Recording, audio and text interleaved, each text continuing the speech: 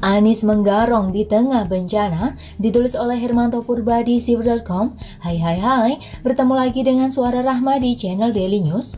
Anies, Gubernur DKI Jakarta itu tidak pernah sepi dari pembicaraan. Ia selalu menjadi buah bibir para netizen. Tidak heran jika nama Anies kerap nangkring di trending topik Indonesia. Artinya apa? Netizen memberi perhatian lebih kepada mantan Mendikbud itu. Sayangnya perhatian itu bukan karena prestasinya, tapi karena keanehan dan kepicikannya. Ia selalu merasa benar, merasa diri paling hebat, tapi faktanya ia tidak lebih hanya seorang gubernur gagal, gubernur yang gagal memenuhi janji-janji kampanyenya, gubernur yang gagal melanjutkan hal-hal baik yang diwariskan oleh pendahulunya, gubernur yang gagal menghadirkan kesejahteraan, kebahagiaan, dan kemajuan bagi warganya. Ia hanya unggul dalam satu hal, jago bersilat lidah. Selebihnya tidak ada yang patut dibanggakan dari kepala daerah yang duduk di kursinya karena memolitisasi SARA, ayah dan mayat itu, sehingga menjadi sangat pantas rasanya jika Google menyebutnya sebagai gubernur terbodoh. Ya, karena ia memang tidak mampu, ya memang bodoh. Setiap kali Jakarta dilanda masalah, tindakan yang pertama ia lakukan bukanlah mengatasi masalah tersebut, namun sibuk menyalahkan berbagai pihak, menyalahkan gubernur-gubernur sebelumnya, menyalahkan pemerintah pusat, menyalahkan alam, bahkan menyalahkan rakyatnya. Tinggal satu yang hingga kini belum ia salahkan, Tuhan. Tapi sudah begitu, para kaum kadal gurun masih saja mendukungnya. Mereka secara nyata-nyata telah merasakan betapa pahitnya hidup di era Anies. Mereka juga telah merasakan betapa berbagai kebijakan Anies sangat tidak pro ke rakyat, tapi anehnya ia masih tetap disokong oleh para pengasong surga dan agama itu hanya karena satu alasan, seiman. Tak terkecuali, pada masa pandemi corona saat ini, Anies tak luput dari berbagai kritik tajam dari warganet atas ketidakmampuannya atau mungkin atas kelicikannya dalam mengatasi COVID-19 di DKI Jakarta. Sejak awal virus corona muncul di Indonesia, Anies sudah sibuk konferensi pers seakan ia yang paling siap, tapi nyatanya DKI nampak terseok-seok.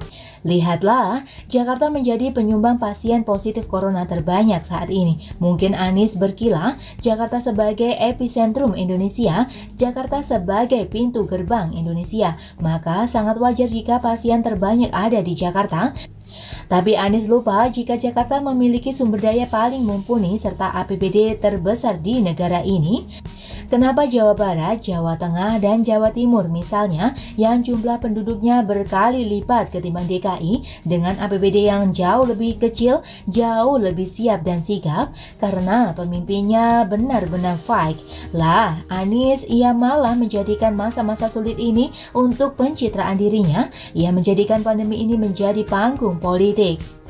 Ia tidak mau tahu apakah warganya masih bisa makan atau tidak, apakah masih kerja atau tidak.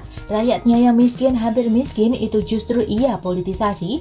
Hampir setiap hari ia live menggelar konferensi pers di TV, seolah-olah ia paling peduli dengan nasib rakyatnya. Ia bahkan lebih banyak melakukan konferensi pers daripada presiden. Hebat memang.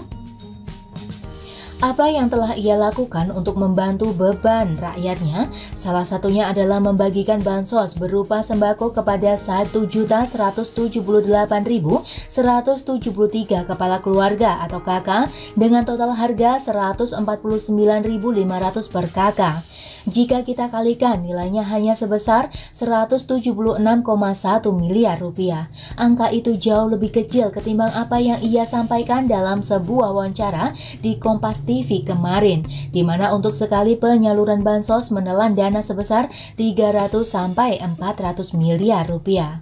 Kenapa Anies menyebut angka 300-400 miliar, sementara faktanya hanya 176 miliar? Pertanyaan itu akan terjawab suatu waktu nanti, dan anehnya lagi bansos dari APBD DKI itu hanya disalurkan sekali lagi saja, lalu dihentikan. Berhubung saat ini ada pemberian bansos dari pemerintah pusat lewat Kementerian Sosial selama 3 bulan ke depan. Wow, Anies yang oleh para pemujanya digadang-gadang sebagai calon presiden 2024 itu ternyata hatinya sungguh teramat jahat hanya karena pemerintah pusat ingin membantu meringankan beban Pemprov DKI dengan memberi bantuan sosial. Anies lalu lepas tangan. Ia membiarkan Kementerian Sosial yang bekerja, ia lalu duduk tenang berpangku tangan.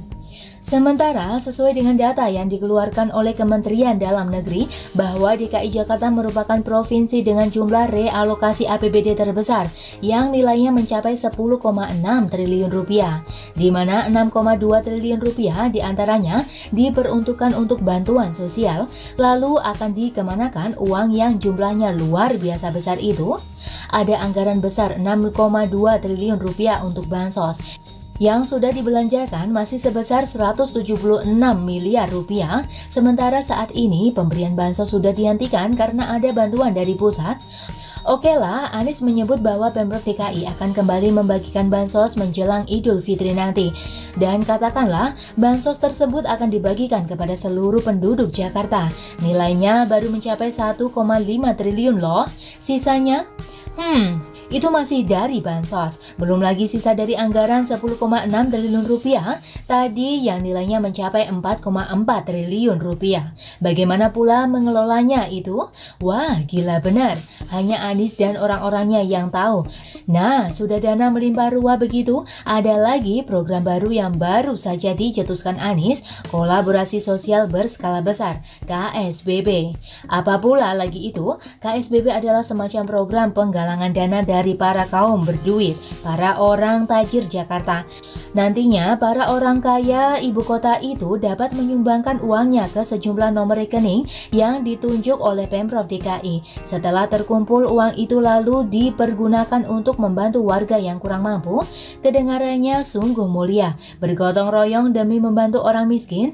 Betulkah pelaksanaannya di lapangan nantinya begitu? Sekali lagi, hanya Anies dan orang-orangnya yang tahu.